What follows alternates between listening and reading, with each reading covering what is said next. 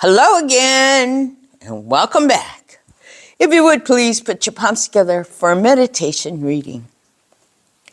You must love yourself before you love another. By accepting yourself and fully being what you are, your simple presence can make others happy. You, yourself, as much as anyone in the entire universe, deserve love and affection. Gautama Buddha. If you would please join me in Gasho. Namo Amidavas, Namo Amidavas, Namo Amidavas, Namo Amidavas, Namo Amidavas. The previous recording, we talked about self-blame and self-forgiveness. Well, we're going to continue on with it. We have heard the saying, you're stuck in the past. Those who have struggled or are still struggling with self-forgiveness not only remember the past, but they were or still live in their struggle. For those in struggle, guilt, shame, regret, and or embarrassment was an instant replay that continuously played over and over again. The more one focuses on their struggle, the more the heart and mind remains on high alert, always dwelling on could, should, and would have. Everett Worthington, a clinical psychologist and author, says that each person struggle is to be understood in context of their own story. Many reasons and experiences differ. Yet what matters is the emotional weight, extra baggage, the person carries. Unfortunately, we are stuck with this guilt, shame, blame, regret, and or embarrassment. We are stuck with oneself 24/7. Yet there are people who have forgiven themselves. They are considered more future-oriented. There's still regret and those other feelings there. Yet the situation did not dominate their daily thoughts. The turning point comes when they re-examined what happened, took responsibility, and took ownership of what happened. This enabled or helped them to look forward. Another key difference was how people managed their own responsibility.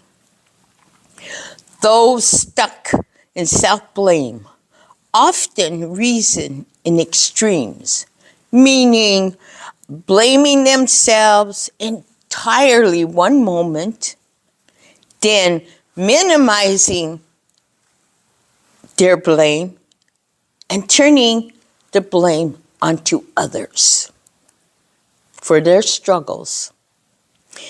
Each extreme pulls them further away from peace within.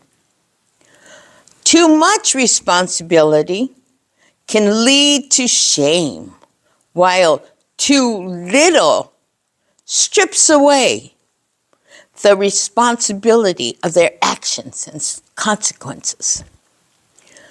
Those who have self-forgiveness made room for more delicate or intricate details of their struggle.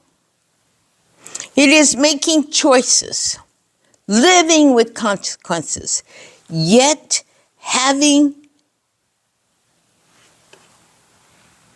a deeper internal awareness. This is what psychologists refer to as both/and thinking. This thinking can lead to self-compassion and hearing with accountability. Accountability is not the opposition to self-forgiveness. It is the foundation, the basis to self-forgiveness. Owning up to your struggles and responsibilities. Psychologist Worthington wrote that to be responsible in self-forgiveness, you have to address the harm. And that can come into by trying to make amends directly. But when one cannot, maybe one can still make amends in other ways.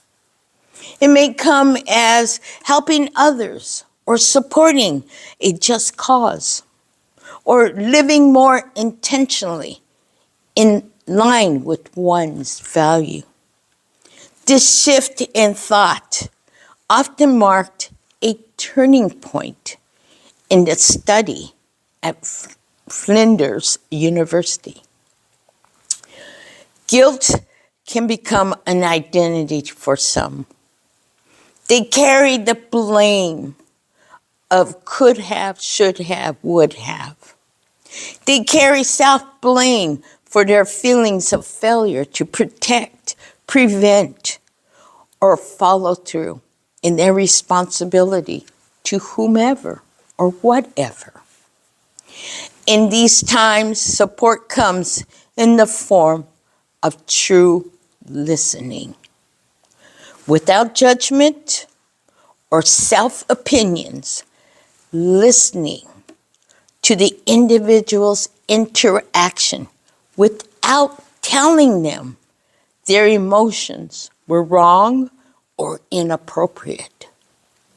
There are many paths to self-forgiveness, and another may be the commitment to core values. We are imperfect beings. We will make mistakes. Self-forgiveness is not about excusing harmful behavior or getting over it quickly. It is listening, truly looking, truly evaluating and understanding the self. Finding self-forgiveness through deep thinking of the self.